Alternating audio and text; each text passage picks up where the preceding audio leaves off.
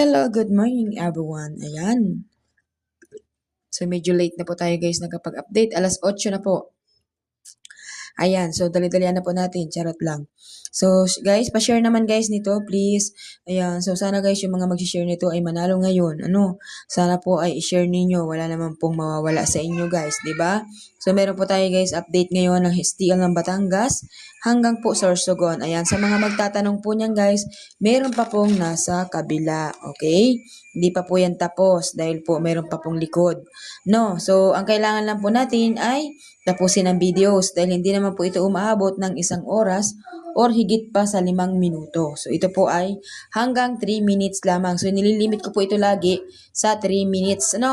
So may oras naman po yan. Makikita mo dito po sa front ng video kung ilang minuto na ba ang nagawa mong video. So ikaw po yung mag-a-adjust, ikaw po yung magka-cut. Makikita mo yun. So huwag kayong mag-alala.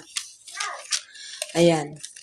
So, yung mga pwedeng tumaya guys ng online, so pwede po kayo guys tumaya sa akin ng So, yung mga guys, yung mga nais pong tumaya ng online, ay pwede po kayo guys tumaya.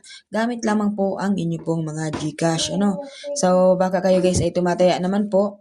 So, pwede nyo pong itaray sa akin tumaya. Wala naman pong mawawala. So, hindi naman po tayo guys nangi-scam ng mananaya. Okay. So, dito na po tayo. So yun, makulit-kulit po kasi guys nung mga bata nandito sa loob ng bahay. Nagmamadali tayo guys dahil ang linisin natin ng bahay ay naghihintay, So naghihintay yung hugasin, yung linisin, yung labahin. Andyan, ang dami po, naghihintay talaga. Kaya inuna ko lang po ito guys para meron na po kayong tayaan. Meron po kayong makita na sumada na in-update ko ngayong araw.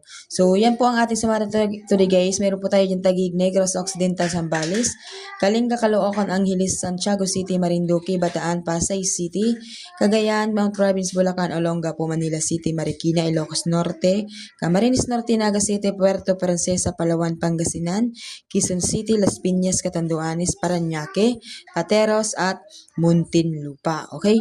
So guys, kung magtatanong niya guys ang pagtaya po ay mula umaga hanggang gabi. Dahil po ang expiration po ng bawat sumada natin ay 3 days naman talaga. So ang iba guys ay 7 days, di ba? So ako po ay kahit po mula umaga lang ang pagtaya hanggang gabi ay hindi na po masama para hindi kayo magsisi. Totoo naman guys, wala naman yung problema sa akin kung tatayaan nyo or hindi, kung isang beses nyo lang tatayaan or hindi. Pero sayang, di ba? Kasi yung iba, madami na po nagsisi dahil tinayaan po nila ng isang beses lamang at hindi na po inulit. So, nang lumabas na ay wala na pong taya. So, sayang naman, di ba?